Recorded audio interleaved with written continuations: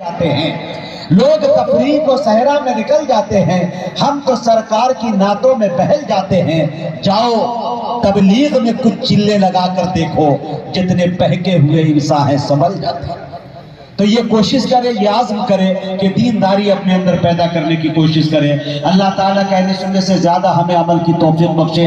ایک مقرر جو ہمارے درمیان موجود ہے، جسے کہ میں نے آپ کو تعارف کرایا، جناب حضرت مولانا امان اللہ صاحب مستوی مظاہری قاسمی، آپ کا ایک ادارہ، معتبر ادارہ بیگو سرائے کے اندر چلتا ہے، اور ماشاءاللہ آپ جب یوٹیوب پر جا کر سنتے ہیں ان کو تو یقین جانیے کہ آپ کو افسوس ہوگا جو حضرات یہاں سے جا چکے ہیں کہ میں حضرت کے بیان کو نہیں سن سکا، لیکن حضرت کے اندر یہ خوبی ہے کہ 10 لوگ بھی بیٹھ کے اگر سننے والے ہیں تو انشاءاللہ بشاشت کے ساتھ جب تک آپ سننا چاہیں گے انشاءاللہ آپ کو تقریر سنائیں گے، بہت زیادہ دیر تو نہیں لیکن جو بھی سنائیں گے اچھا سنائیں گے، اور ان کے بعد انشاءاللہ دعا میں شرکت کر کے آپ جائیں۔ میں تمام ذمہ دارانوں کو مبارکبادیاں پیش کرتا ہوں۔ آخر میں ایک بات کہنے کی مجھے اجازت دیجیے کہ لوگ کہتے ہیں کہ اتنا بڑا جلسہ کرنا، اتنے خراجات کرنے، اتنے پیسے کا اکٹھا کرنا امت کا، قوم کا نقصان ہے، لیکن میں بتانا آپ کو چاہتا ہوں کہ جتنی دیر تک آپ جلسے میں بیٹھے ہوئے ہیں کم سے کم لوگوں کی غیبت سے بچے ہوئے ہیں۔ جتنی دیر تک آپ جلسے میں اکابرین اور شعراء کے کلام کو سن رہے، نعت رسول کے اشعار، آپ موبائلوں سے بچے ہوئے ہیں، شارٹ ویڈیو سے بچے ہوئے ہیں، دیگر خرافات سے بچے ہوئے ہیں، اور اتنے بڑے اخراجات کے ساتھ اگر جلسہ کیا جاتا ہے جہاں 2 لاکھ 2.5 لاکھ کا پنڈال لگایا جاتا ہو اور اتنے لوگوں کے کھانے کا انتظام کیا جاتا ہو اور درجنوں نہیں بلکہ سینکڑوں علماء کرام کو آپ بلاتے ہیں اور یہ پیسہ قوم کے جیب سے نکلتا ہے، تو اس کا مطلب ہے کہ ہمارے قوم کے اندر ابھی دینی جذبہ برقرار ہے اور باقی ہے۔ اس کے لیے میں آپ کو مبارکبادیاں پیش کرتا ہوں، اور آخر میں بڑے ادب کے ساتھ جناب حضرت مولانا امان اللہ صاحب مستوی مظاہری قاسمی دامت برکاتہم العالیہ سے گزارش کر رہا ہوں کہ حضرت تشریف لائے اور اپنے قیمتی بیان سے ہم سامعین کو نوازیں۔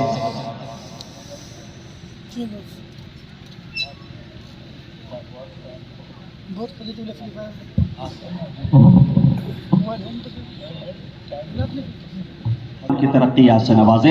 اب آپ حضرات کے اوپر ہے، آپ چاہیں تو تھوڑا پیچھے کے لوگ آ جائیں، جو حضرات کرسی پہ بیٹھے وہی بیٹھے رہیں، بہت اچھے ترتیب سے آپ بیٹھے ہوئے ماشاءاللہ۔ ادھر جو کچھ نوجوان بیٹھے ہوئے ان سے میری گزارش ہے کہ جڑ کے بیٹھ جائیں تو دین کی باتیں انشاءاللہ اچھے انداز میں اور بشاشت کے ساتھ پہنچ سکیں گے۔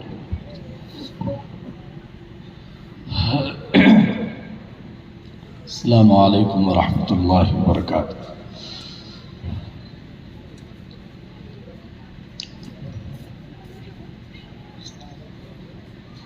الحمد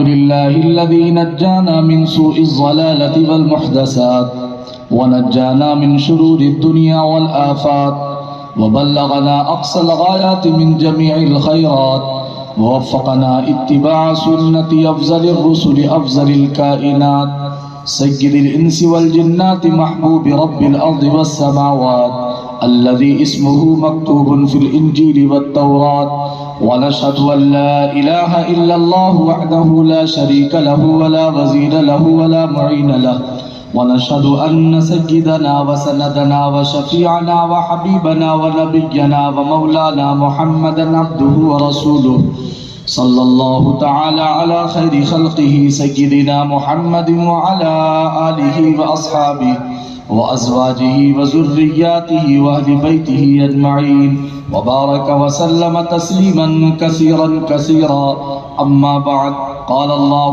عز وجل في القرآن الكريم، فأعوذ بالله من الشيطان الرجيم، بسم الله الرحمن الرحيم، يا أيها الذين آمنوا اتقوا الله حق تقاته ولا تموتن إلا وأنتم مسلمون، وقال الله تبارك وتعالى، يا أيها الذين آمنوا لا تلهكم أموالكم ولا أولادكم عن ذكر الله ومن يفعل ذلك فأولئك هم الخاسرون، وقال الله تبارك وتعالى، يا أيها الذين آمنوا اتقوا الله ولتنظر نفس ما قدمت لغد واتقوا الله إن الله خبير بما تعملون، ولا تكونوا كالذين نسوا الله فأنساهم أنفسهم أولئك هم الفاسقون۔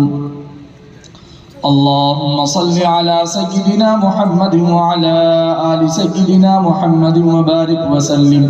اللهم صل على سيدنا محمد وعلى آل سيدنا محمد وبارك وسلم. اللهم صل على سيدنا محمد وعلى آل سيدنا محمد وبارك وسلم. آپ تمامی حضرات عقیدت اور محبت کے ساتھ ایک مرتبہ درود ابراہیمی جو نماز میں پڑھتے ہیں پڑھ لیجئے، کوئی بھی شخص خاموش نہ رہے، پڑھیں محبت کے ساتھ. اللهم صل على محمد وعلى آل محمد كما صليت على إبراهيم وعلى آل إبراهيم إنك حميد مجيد. اللهم بارك على محمد وعلى آل محمد كما باركت على إبراهيم وعلى آل إبراهيم إنك حميد مجيد. فکر دنیا کر کے دیکھی، فکر عقبا کر کے دیکھ، چھوڑ کر اب فکر سارے، فکر مولا کر کے دیکھ. کس نے کس کو کیا دیا، کون ہے کس کا بنا. کس نے کس کو کیا دیا، کون ہے کس کا بنا.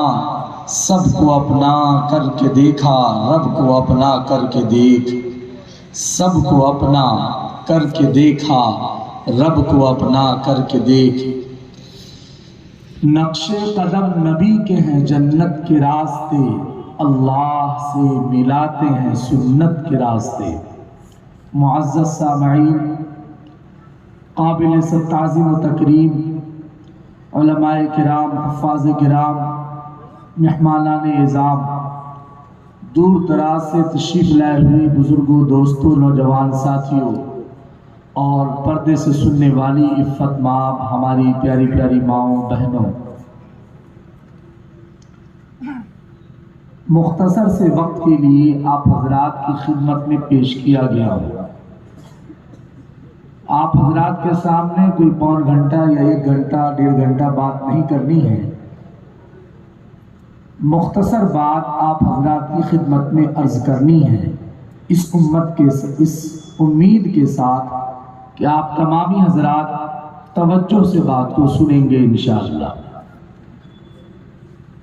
آپ مسلسل چند دنوں سے اللہ اور اس کے رسول کی باتوں کو سن رہے ہیں اور آج غالباً آخری دن ہے.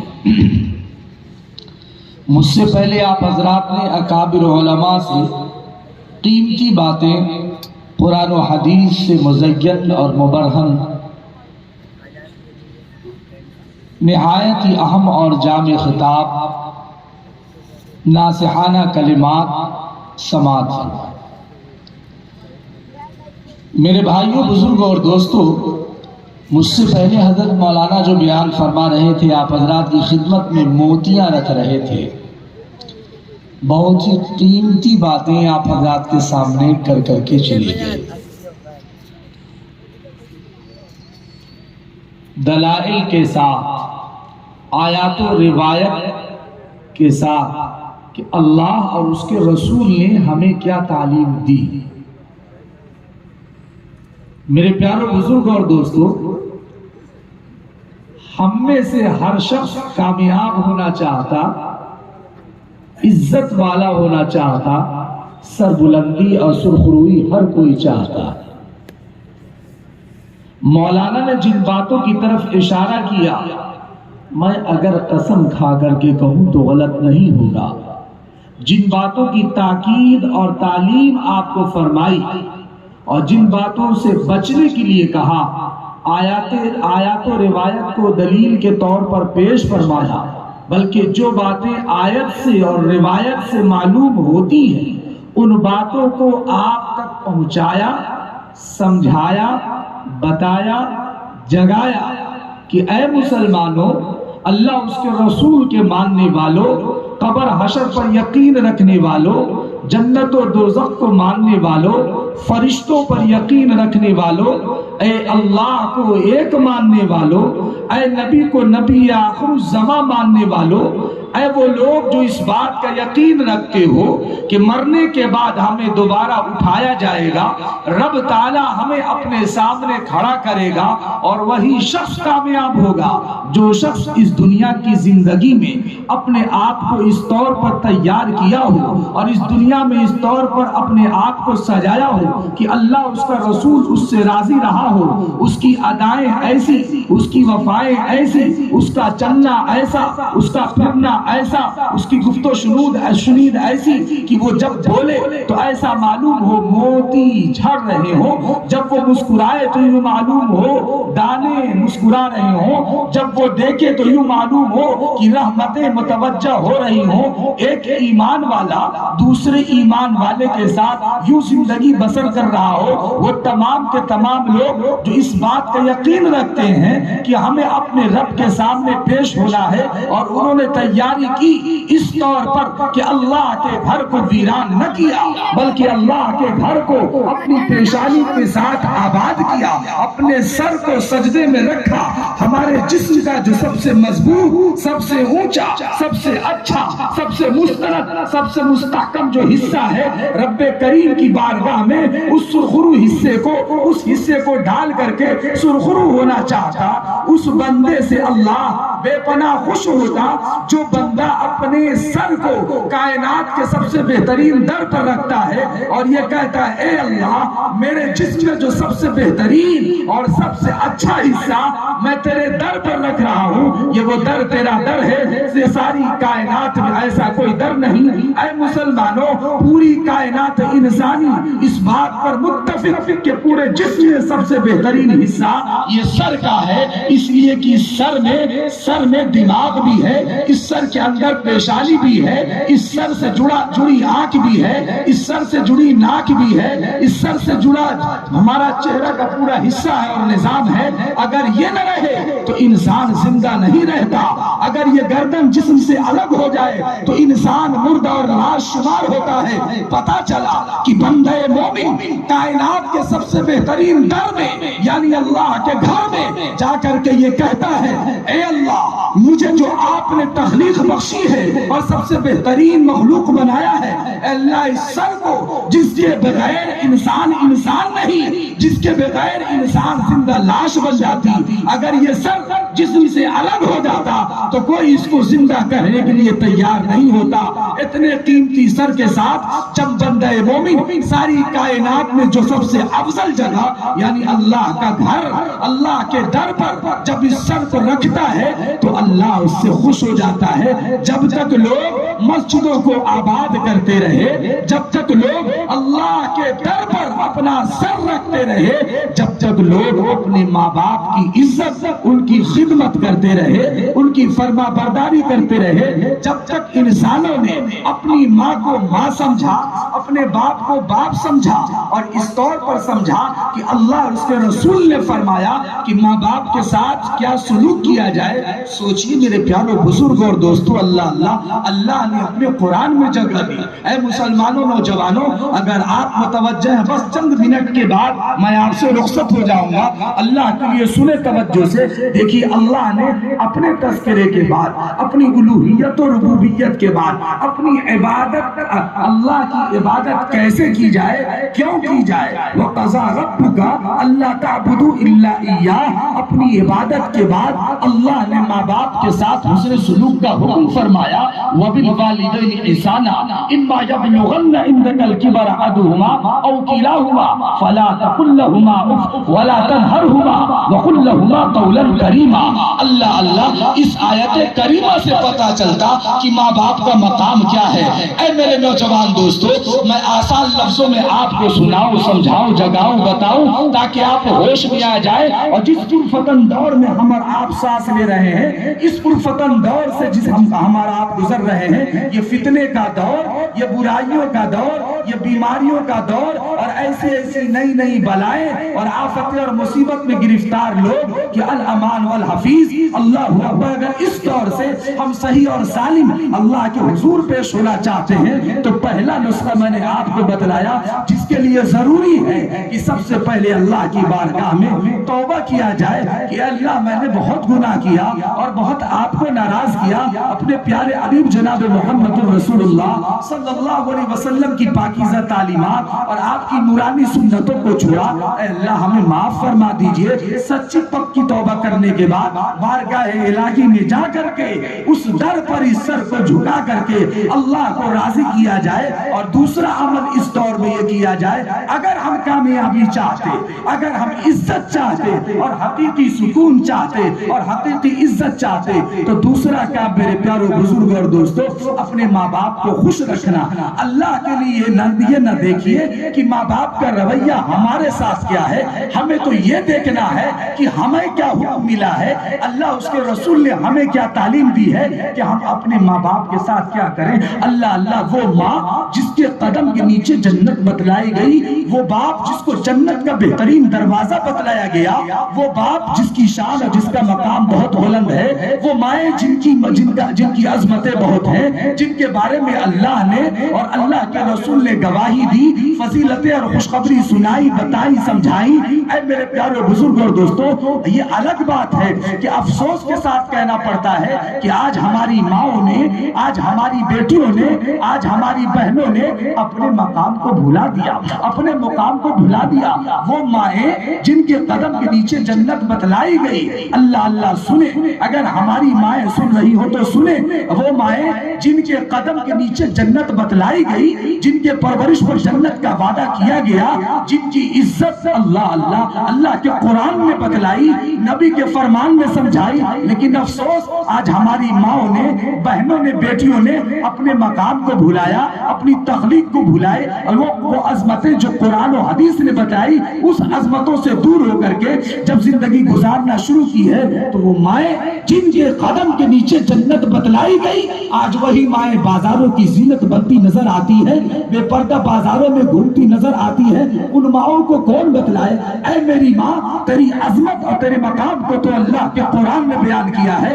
اے میری ماں، تو کہاں ہے؟ تیری عظمت کو جس پیغمبر نے بیان کیا، جس پیغمبر نے آپ کے شان کو بیان کیا، آپ کے مقام کو بیان کیا، اس پیغمبر سے بے وفائی کر کے اے میری ماں بہن بیٹی، کیا تو کامیاب ہونا چاہتی؟ نہیں، ایک وقت تھا جب پیغمبر انقلاب، کائنات کے سردار، امام الانبیاء، محبوب کبریا، جناب محمد الرسول اللہ صلی اللہ علیہ وسلم کی آمد نہیں ہوئی تھی، اور آپ کی آمد سے پہلے یہ دنیا جہالت کے گھٹا ٹوپ اندھیریوں میں دبی ہوئی تھی اور مر رہی تھی۔ اس سکتی ہوئی انسانیت کو اللہ پاک نے سہارا دینے کے لیے اور اس کو اٹھانے کے لیے، عزت اور سربلندی اور سرخروئی عطا کرنے کے لیے پیغمبر اسلام اللہ نے اپنے آخری نبی جناب محمد الرسول اللہ صلی اللہ علیہ وسلم کو مبعوث فرمایا۔ تب اس انسان کو انسانیت کا عروج ملا، اور وہ زندگی گزارنے کا طریقہ اور بہترین اسوہ ملا جو کائنات میں اب کوئی اور نہیں لا سکتا۔ ساری کائنات میں جو سب سے بہترین، دل نشین اور کائنات میں جو سب سے عمدہ طریقہ ہو سکتا تھا، وہ اللہ نے اپنے آخری نبی کو عطا فرمایا۔ اس آخری نبی کی آمد سے پہلے عورتوں کا مقام تو یہ تھا کہ عورتوں کو لوگ پاؤں کی جوتی سمجھتے تھے، ماؤں کا مقام یہ تھا کہ لوگ اپنی سوتیلی ماں سے باپ کے مرنے کے بعد نکاح کو روا اور جائز سمجھا کرتے تھے، اپنی ماؤں پر ظلم کیا کرتے تھے، اپنی بہنوں کو مجبور کیا کرتے تھے، مطلقہ کی کوئی حیثیت نہیں ہوا کرتی تھی۔ اسی ملک ہندوستان کے اندر اللہ ایک وقت ایسا گزرا ہے کہ عورتوں کو زندہ جلا دیا جاتا تھا، جہاں عرب میں لوگوں کا یہ حال تھا کہ بچیاں پیدا ہوتی تو انہیں زندہ درگور کر دیا جاتا تھا، دفنا دیا جاتا تھا، زندہ ان کو دبا دیا جاتا تھا۔ وہی اپنے ملک اور آس پاس کے ملکوں میں یہ رواج تھا کہ زندہ عورتوں کو جلا دیا جاتا تھا۔ کرم تو اللہ نے فرمایا، وہی اللہ جو ساری کائنات کا خالق و مالک ہے، جو اپنے بندے سے اتنی محبت کرتا، اللہ کہ کائنات میں اتنی محبت کوئی نہیں کر سکتا۔ وہ ماں جس کی محبت کو اللہ کے قرآن میں بیان فرمایا، ان 70 ماؤں سے زیادہ اللہ اپنے بندوں سے محبت کرتا۔ کہ ایک بندہ مسلمان مرد ہو یا مسلمان عورت اگر پوری زندگی اللہ کے قرآن کے خلاف گزارا ہو، نبی کے طریقے کو چھوڑ کر کے گزارا ہو، منمانی زندگی گزاری ہو، گناہ کر کر کے پوری زندگی بھر دیا ہو، لیکن اگر سچے دل سے وہ مسلمان عورت اور وہ مسلمان مرد اللہ کے حضور توبہ کر لے کہ اللہ میں نے بہت گناہ کیا، اب میں باز آ جاؤں، اے اللہ ہمیں قبول فرما لیجئے، ہمارے گناہوں کو معاف فرما دیجئے، وہ اللہ تو اتنا بڑا کریم ہے کہ پوری زندگی کے گناہوں کو ایک سیکنڈ میں معاف فرما دیتا ہے۔ کوئی ہے توبہ کرنے والا آئے تو اس کی رحمت بہت وسیع ہے، اس نے تو توبہ کا طریقہ بھی سکھلایا ہے، اس نے تو اپنی رحمت کو بھی بتلایا ہے اور کتنے واضح طریقے پر فرمایا ہے کہ آئے لوگوں آؤ، میری رحمت میرے غصے سے بڑھی ہوئی ہے۔ اللہ اللہ وہ اللہ جو ساری کائنات کا تخلیق کرنے والا، جو ساری کائنات کا سنچالک اور ڈرائیور ہے، جس نے پوری کائنات کو سجایا بنایا سنوارا ہے، وہ اللہ جو تنہا تنہا ہے، اس کا کوئی مشیر و وزیر نہیں ہے۔ ہمارا اللہ تو وہ اللہ کہ هو اللہ الذی لا الہ الا ہو، وہ اللہ جس کے علاوہ کوئی معبود نہیں۔ ہم اپنے اللہ کو اللہ کیسا مانتے؟ ہمارا وہ اللہ جس کے علاوہ کوئی معبود نہیں، معبود پر حق نہیں۔ یہاں پر چلتے چلاتے ایک عقیدے کی بات سمجھ لے، اے مسلمانوں، نوجوانوں، میری ماں بہنوں، ہم اللہ کو اللہ مانتے، لیکن اللہ کو اللہ ماننے کا کیا مطلب؟ اللہ کو اللہ ماننے کا مطلب اگر ہم کو یہ بات سمجھ میں آ جائے تو اللہ سے مانگنے کا طریقہ بھی آ جائے کہ اللہ ہمارا کتنا کریم ہے، اللہ کتنا غفور ہے۔ اللہ تو اپنے بندے کو بخشنا چاہتا، اس نے جو اپنے بندے کو اختیار دیا ہے، جو طاقت و قوت سے نوازا ہے، بندہ دیکھے تو صحیح میرے رب کا مجھ پر کتنا کرم ہے۔ اے لوگوں ذرا سا تھوڑی دیر کے لیے آپ کو پیچھے لے جانا چاہتا ہوں، اپنے آپ کو پیچھے لے جائیے،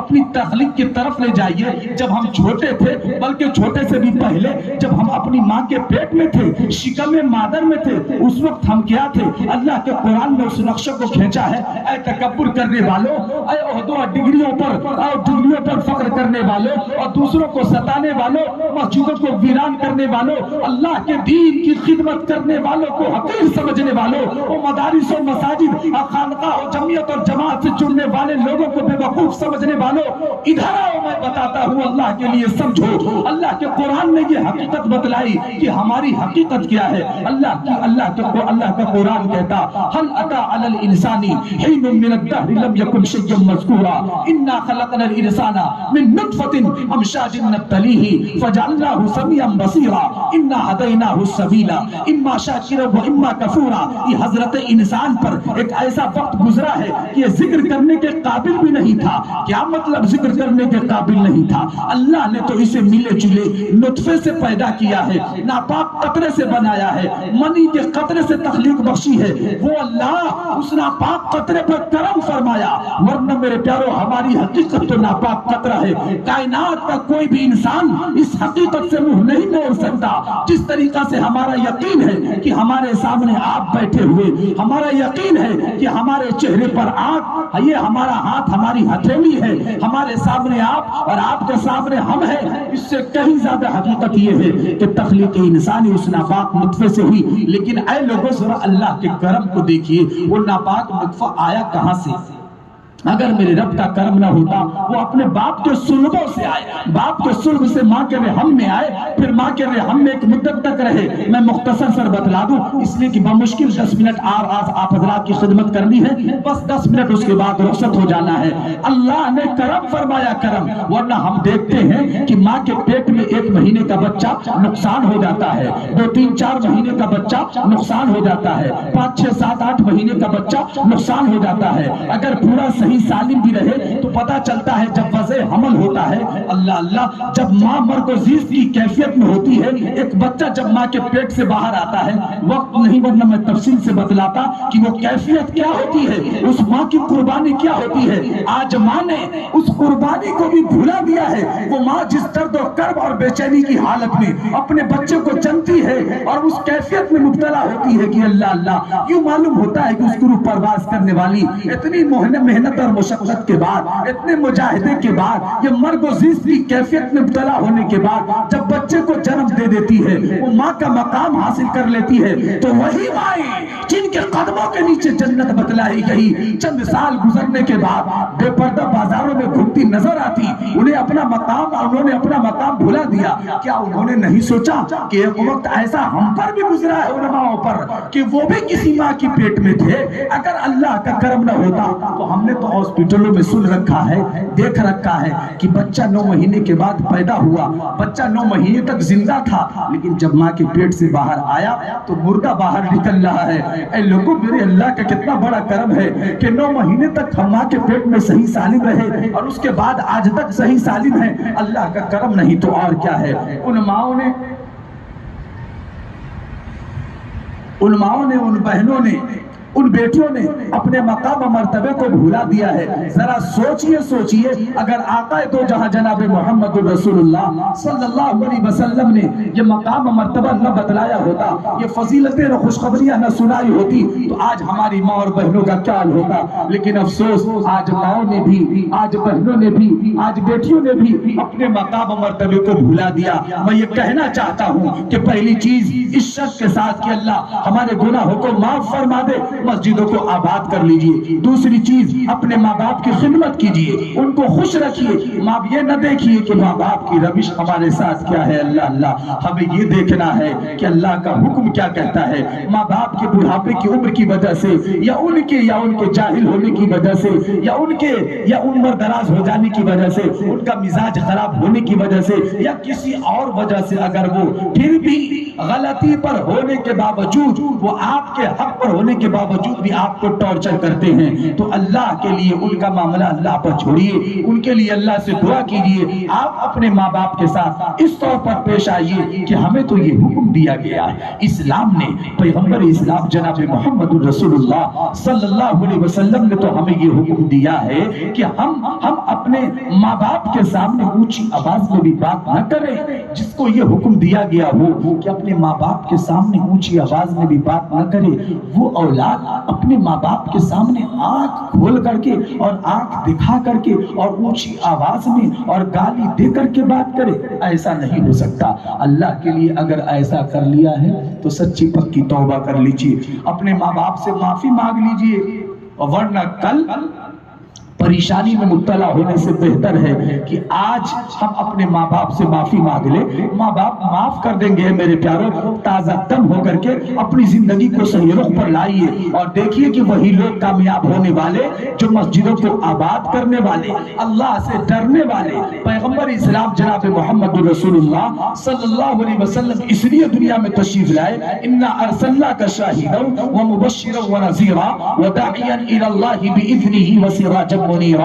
اللہ کے نبی اس لیے لائے تاکہ متقین اور مؤمنین کو، اللہ سے ڈرنے والے کو، اہل ایمان کو، جن کا دل اللہ کی یاد سے رچا اور بسا ہوا ہے، جن کے دل میں اللہ اس کے رسول کی محبت ہے، ایسے دل رکھنے والے انسان اللہ اس کے رسول پر ایمان رکھنے والوں کو خوشخبری سنائیں، پیار اور محبت کی باتیں بتائیں، انہیں بتائیں اے مومنو تم کامیاب ہو، وابشروا بالجنۃ التی کنتم توعدون، تمہیں اس جنت میں داخل کیا جائے گا جس کا تم سے وعدہ کیا گیا ہے۔ اور کافرین کو، فاسقین کو، منافقین کو ڈرانے کے لیے، بتانے کے لیے، سمجھانے کے لیے اللہ تبارک و تعالیٰ کے رسول دنیا میں تشریف لے آئے۔ اے لوگوں، خلاصہ یہی ہے، پیغمبر آخر الزمان جناب محمد رسول اللہ صلی اللہ علیہ وسلم کے دنیا میں آنے کا، جہاں پیغمبر کے آنے کا مقصد یہ ہے کہ لوگ اللہ کو جاننے لگے، اللہ کو پہچاننے لگے، اللہ کو ماننے لگے۔ اللہ کو کیسے مانے؟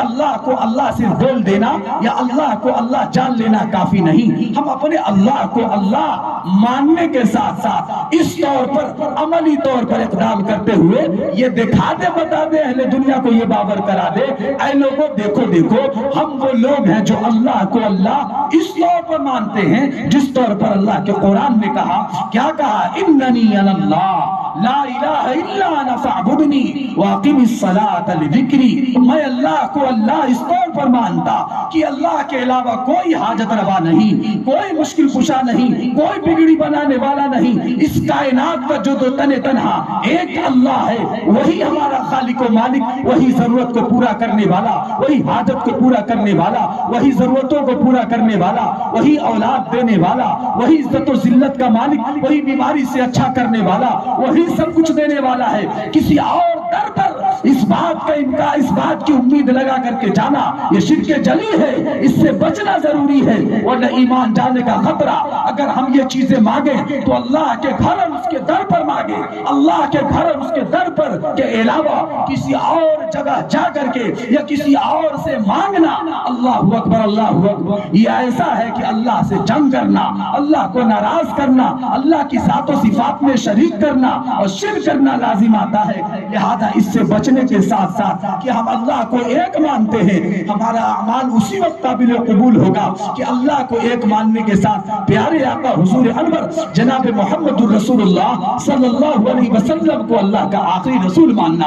اے لوگوں بس سن لے توجہ کے ساتھ، میں بہت قیمتی باتیں اور قیمتی عقیدہ بتانے جا رہا ہوں جس کے بغیر کوئی مسلمان نہیں ہو سکتا، کوئی مسلمان مرد کو مسلمان نہیں کہا جا سکتا اور کسی مسلمان عورت کو مسلمان عورت نہیں کہا جا سکتا۔ وہ اتنا بنیادی عقیدہ کہ ایک اللہ کو ماننے کے علاوہ یعنی توحید کے بعد جو سب سے اہم عقیدہ اور بنیادی عقیدہ ہے وہ ہے رسالت کا، یعنی تمام نبیوں پر ایمان۔ اللہ نے جتنے پیغمبر اور رسول بھیجے ان تمام کو ہم مانتے ہیں، ان تمام کو ہم جانتے ہیں، ان تمام پر ایمان لائے جتنے انبیاء کم و بیش 1,24,000، لیکن اللہ تبارک و تعالیٰ نے سب سے آخر میں جس نبی کو بھیجا اپنے نبی پر ایمان اس طور پر لانا کافی نہیں کہ ہمارے نبی ہیں، اس طور پر ایمان لانا کافی نہیں کہ ہمارے نبی سب سے بڑے نبی ہیں، بلکہ اپنے نبی کو سب سے بڑا نبی ماننے کے ساتھ، امام الانبیاء ماننے کے ساتھ، محبوب کبریا ماننے کے ساتھ،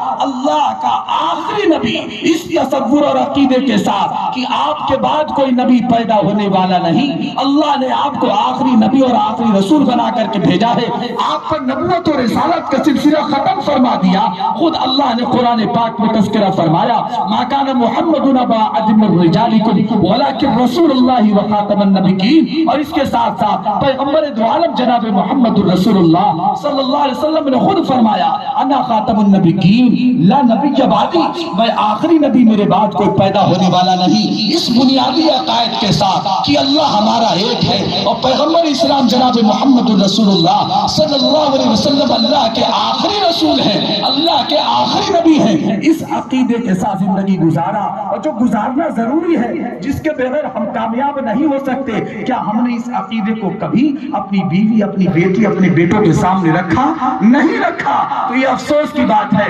رکھنا چاہیے اللہ کو، کہ اللہ کے تعلق سے کہ اللہ کو ایک ماننا یہ عقیدہ توحید کہلاتا ہے، اور پیغمبر اسلام جناب محمد رسول اللہ صلی اللہ علیہ وسلم کو آخری نبی ماننا یہ عقیدہ رسالت کہلاتا ہے، ختم نبوت پر ایمان کہلاتا ہے۔ ختم نبوت کا مسئلہ اتنا اہم ہے لوگوں کہ پوری زندگی عبادت اور ریاضت میں گزر جائے، اگر اپنے نبی کو آخری نبی نہیں مانا تو قسم اللہ کی ہمارا ایمان معتبر نہیں۔ اس لیے پوری کائنات میں ابھی کے دور میں سب سے اہم عقیدہ توحید کے بعد اور ہمیشہ رہا وہ عقیدہ رسالت ہے، جس کے بغیر کوئی مسلمان نہیں رہ سکتا۔ میں نوجوانوں سے کہنا چاہتا ہوں، اے نوجوانوں سنو اللہ کے لیے سمجھو، اگر کبھی ارریا میں، کشن گنج میں، یا آپ کے دوسرے بنگال کے علاقے میں، یا کہیں ممبئی، دلی، پٹنہ میں، منگلور کیرلا، اور کہیں کسی علاقے میں آپ جاتے ہو، اس ملک کے کسی گوشے میں اگر کوئی ایسا شخص مل جائے، اوپ چپا و دستار میں مل جائے، یا اونچا پائجامہ لمبے کرتے میں مل جائے، یا پگڑی میں مل جائے، یا کلین شیو کسی طور پر بھی کسی لباس میں مل جائے، اور اس کے لفظ سے، اس کے گفتگو سے، اس کے الفاظ سے یہ پتا چلے کہ یہ نبی ہونے کا یا کوئی نبی آئے ہیں اس کے تعلق سے بولنے کا یہ دعویٰ کر رہا ہے، تو آپ کو فوراً اس بات کو ذہن میں لانا ہے کہ اللہ نے تو آخری نبی پیغمبر دو عالم حضرت محمد مصطفیٰ صلی اللہ علیہ وسلم کو بنایا ہے، یہ کس نبی کا پرچار کر رہا ہے؟ اللہ کے نبی کے بعد کوئی تو نبی پیدا ہونے والا نہیں۔ حضرت عیسیٰ علیہ السلام آئیں گے، قرب قیامت آئیں گے، وہ نبی پیدا ہو کر کے نہیں نہیں آئیں گے، وہ اللہ نے انہیں زندہ آسمان میں اٹھا لیا ہے، وہ آئیں گے۔ حضرت عیسیٰ علیہ السلام سے پہلے کوئی اگر نبوت کا عیسیٰ علیہ السلام بھی بحیثیت نبی کی اس امت پر نہیں آئیں گے۔ آپ نبی تو ہوں گے لیکن اس امت کے پیغمبر عالم حضرت محمد صلی اللہ علیہ وسلم کو امتی بن کر اس دنیا میں تشریف لائیں گے۔ آپ کی نبوت اور آپ کی امامت نہیں چلے گی، بلکہ امامت سے آپ حضرت امام مہدی کو خود فرمائیں گے کہ آپ امامت فرمائیے۔ آپ اس امت کے فرد کے پیچھے نماز پڑھ کے اس بات کو بتلائیں گے کہ میں امامت نہیں کر رہا، بلکہ پیارے آقا جناب محمد رسول اللہ صلی اللہ علیہ وسلم کا ایک امتی حضرت امام مہدی رضی اللہ عنہ یہ امامت فرمائیں گے، اور ان کی امامت میں آپ نماز پڑھیں گے۔ تو عیسیٰ علیہ السلام سے پہلے کسی نبی کا کوئی تصور نہیں۔ اگر کوئی ایسا کہہ دے تو اسے دجال جھوٹا کذاب تو مانا جا سکتا ہے، اسے نبی نہیں تسلیم کیا جا سکتا۔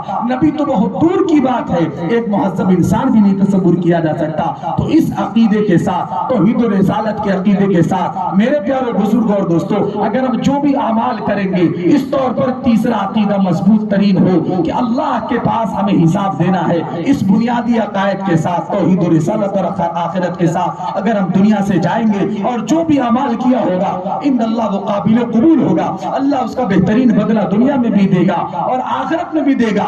تو نماز کے ساتھ ساتھ، ماں باپ کے ساتھ اچھے سلوک کے ساتھ ساتھ، اے لوگوں اللہ کے لیے آخری بات سن لیجئے، بس آخری بات، آپس میں محبت، آپس میں محبت، آپس میں محبت، ایمان کی بنیاد پر، اسلام کی بنیاد پر کہ جو نعمتیں اللہ پاک نے عطا فرمائی ہیں ان نعمتوں کی استحضار کے ساتھ آپس میں محبت کرنا کہ فلاں صاحب کو جس کو میں حقیر سمجھ رہا ہوں، جس کو میں حقیر سمجھ رہا، ذلیل سمجھ رہا، جس اللہ نے مجھے ایمان کی دولت دی ہے اسی اللہ نے اسے بھی ایمان کی دولت دی ہے۔ اللہ نے یہ حکم نہیں دیا اور پیغمبر دو عالم جناب محمد رسول اللہ صلی اللہ علیہ وسلم نے یہ تعلیمات نہیں فرمائی کہ میں فخر کروں یا میں اس کو اپنے آپ سے افضل سمجھوں۔ اللہ کے نزدیک تو وہ افضل ہے جو تقوی پرہیزگاری والا ہے، اللہ کے نزدیک جو جتنا تقوی پرہیزگاری والا ہوگا وہی افضل ہوگا۔ باقی یہ تمام چیزیں تو دنیا کے تعارف کے لیے ہیں۔ اس لیے میرے پیارے بزرگ اور دوستو، اللہ کے لیے سمجھیے اس بات کو اور آپس میں کلمے کی بنیاد پر، ایمان اور اسلام کی بنیاد پر متحد ہو جائیے، اور اپنوں کے ساتھ بھی اور اوروں کے ساتھ بھی، برادران وطن کے ساتھ بھی، ہندو بھائیوں کے ساتھ بھی، اور جو بھی آپ کے محلے علاقے ضلع صوبہ میں رہتے ہیں ان تمام لوگوں کے ساتھ اچھے اخلاق و کردار کے ساتھ پیش آئیے۔ وہ آپ کو دیکھ کر کہ اسلام کو سمجھیں گے۔ ہمارے اخلاق و کردار کا تو یہ عالم ہوئے کہ غیر تو غیر اپنے بھی آج ہم سے پریشان ہونے لگے۔ اس لیے میرے پیاروں بزرگ اور دوستوں، اپنے اخلاق کو درست کیجیے، اپنے کردار کو صحیح کیجیے۔ اگر اس طور پر ہم نے زندگی گزاری تو رب کریم نے چاہا بحالت ایمان دنیا سے جائیں گے۔ اور آخر میں یہ بات سنا کر کے میں اپنی بات ختم کرتا ہوں۔ اے لوگوں، ان تمام باتوں پر عمل آسانی کے ساتھ ہو جائے اور یقین کے ساتھ ہو جائے، شک و شبہ نہ رہے، دنیا میں عزت کے ساتھ اور آخرت میں کامیابی کے ساتھ ہو جائے، اس کے لیے دو بنیادی چیز بتلا دے رہا ہوں 1 سے 2 منٹ کے اندر۔ دو بنیادی چیز، نمبر 1 صحابہ کی عقیدت دل میں ہو، نمبر 2 علماء کا احترام ہو۔ ورنہ یاد رکھیے، جب لوگ کسی کو بہکانا چاہتے ہیں، سنیں توجہ سے، میں تو چاہ رہا تھا آپ کو کہیں اور لے جانا، لیکن اللہ جو چاہتا ہے وہی ہوتا ہے، میں کہیں اور لے آتا ہوں۔ میرے پیارو، اگر ہم چاہتے ہیں اس پرفتن دور میں جبکہ فتنہ ہی فتنہ، ان فتنوں سے بچ جایا جائے تو ضروری ہے کہ علماء سے تعلق قائم کیا جائے۔ شیطان کا سب سے پہلا حملہ اور گمراہ لوگوں کا سب سے پہلا حملہ اس بات پر ہوتا ہے کہ اس کو علماء سے بدل کر دیا جائے۔ پتہ چلا کسی کی ایسی بات جس کی بات کو سن کر کے عالم ربانی سے، عالم دین سے، علماء سے بغض ہو، کہ کوئی ایسا کہنے والا شخص جس کی بات کو سن کر کے عالم دین سے نفرت ہو، ایسے لوگوں کے بات کرنے سے اور ایسے لوگوں کی صحبت سے اپنے آپ کو روک کر کے رکھنا چاہیے۔ یہ علماء انبیاء کے وارث، یہ علماء دین کے پھیلانے کا ذریعہ۔ اللہ اگر ان سے ہم نے دین نہیں سیکھا تو کس سے دین سیکھیں گے؟ اس لیے آج گوگل پر، یوٹیوب پر پر اور نیٹ کی دنیا میں سوشل میڈیا میں نہ جانے کیسے کیسے عالم مفتی لوگ اور کیسے کیسے لوگ آ گئے ہیں کہ وہ ایسی ایسی باتیں کرتے ہیں کہ سمت کا نوجوان تو نوجوان بوڑھا بھی بہکنے لگا. وہ کیوں بہکنے لگا؟ اس لیے کہ اس کی صحبت علماء کے ساتھ نہیں ہے. اس لیے علماء کی صحبت اور علماء سے محبت اور علماء کا اکرام ضروری. اور اگر نبی کی محبت چاہتے ہیں، نبی کی محبت چاہتے ہیں، نبی کی محبت چاہتے ہیں، نبی کی محبت کے بغیر ہم کامیاب نہیں ہو سکتے. نبی کی محبت چاہتے ہیں تو صحابہ سے محبت ضروری. صحابہ سے محبت کیوں ضروری؟ اس لیے کہ صحابہ کی پرورش کرنے والے اور صحابہ کی تربیت کرنے والے، صحابہ کو بنانے اور نکھارنے والے جو ہے وہ پیغمبر عالم جناب محمد الرسول اللہ صلی اللہ علیہ وسلم کی ذات ہے. آپ نے تربیت فرمائی ہے. اس وجہ سے بھی صحابہ کی عقیدت اور محبت ضروری کہ یہ دین پہنچانے کا ذریعہ صحابہ پیغمبر اسلام حضرت محمد مصطفیٰ صلی اللہ علیہ وسلم کے دن و رات کو پہنچانے کا، صبح و شام کو پہنچانے کا، آیت و روایت کے پہنچانے کا ذریعہ یہ صحابہ ہے. اس لیے صحابہ سے محبت ضروری، علماء سے محبت ضروری. اللہ تبارک و تعالیٰ سے دعا ہے کہ پروردگار عالم مجھے بھی اور آپ تمامی حضرات کو جو اچھی اور پیاری باتیں اب تک مجھ سے پہلے جو اکابر علماء نے کہی ہیں ان پر مجھے بھی اور آپ کو بھی عمل کی توفیق عطا فرما دے. اور جو غلط باتیں زبان سے نکل گئی ہیں مولا کریم اپنے فضل و کرم سے معاف فرما دے.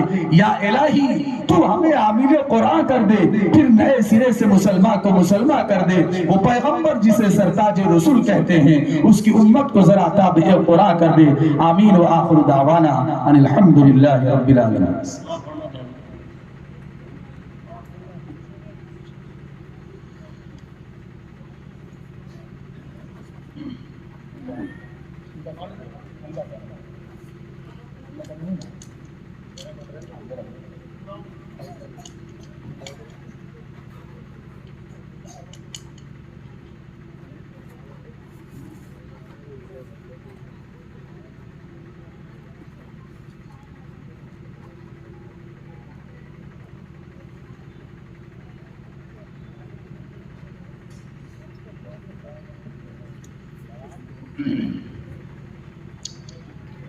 تازہ دم ہو جائیں اور باادب بیٹھ جائیں. اگر باادب اتحیات کی حالت میں بیٹھنے میں دقت ہو تو پھر جیسے ممکن ہو ویسے ہی بیٹھ جائیں. بہتر یہ ہے کہ اتحیات کی حالت میں بیٹھ جائیں اور قریب قریب آ جائیں. تھوڑا سا جاڑا تو لگے گا، دقت ہوگی، پیچھے والے آگے چلے آویں اور مل مل کے بیٹھ جائیں. اگر کہیں پر جگہ خالی ہے تو جہاں پر خالی ہے ساتھی آگے پیچھے ہو جائیں. میں یہ نہیں کہتا کہ آپ سب یہاں چلے آئیے، جو جہاں پر ہے وہیں پر ایک جگہ مل جائیں. آگے آ جائیں، آگے آ جائیں، آگے آ جائیں. ادھر قریب آئیں. دعا ہوا. اب کوئی تقریب وقریب نہیں ہوگی. ہر چیز کا ادب ہوتا ہے، اس مجلس کا بھی اپنا ادب ہے. یہ الگ بات ہے کہ ہم لوگوں سے بھول چوک ہو جاتی ہے اور مجلس میں تھوڑا سا بدمزگی پیدا ہو جاتی ہے.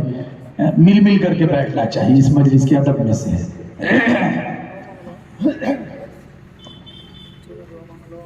آ جائے جلدی آ جائے. اب دعا ہو. اللهم لك الحمد كله ولك الشكر كله ولك الثناء كله ولك المجد كله. اللهم لك الحمد كما ينبغي لجلال وجهك وعظيم سلطانك. الف لام میم. الله لا اله الا هو الحي القيوم والهكم اله واحد لا اله الا هو الرحمن الرحيم. الله لا اله الا هو الحي القيوم والهكم اله واحد لا اله الا هو الرحمن الرحيم. اللهم صل على سيدنا محمد وعلى آل سيدنا محمد أفضل صلواتك بعدد معلوماتك وبارك وسلم عليه. اللهم صل على سيدنا محمد وعلى آل سيدنا محمد وبارك وسلم. ربنا ظلمنا أنفسنا وإن لم تغفر لنا وترحمنا لنكونن من الخاسرين. ربنا فاغفر لنا ذنوبنا وكفر عنا سيئاتنا وتوفنا مع الأبرار. رب اغفر وارحم وأنت خير الراحمين. ربنا فاغفر لنا ذنوبنا وكفر عنا سيئاتنا وتوفنا مع الأبرار. ربنا لا تزغ قلوبنا بعد إذ هديتنا وهب لنا من لدنك رحمة إنك أنت الوهاب. ربنا اغفر لي ولوالدي وللمؤمنين يوم يقوم الحساب. اللهم اغفر للمؤمنين والمؤمنات والمسلمين والمسلمات. اللهم اغفر للمؤمنين والمؤمنات والمسلمين والمسلمات. اللهم انصر الإسلام والمسلمين، اللهم انصر الإسلام والمسلمين، وأذل الشرك والمشركين، ودمر أعداء الدين.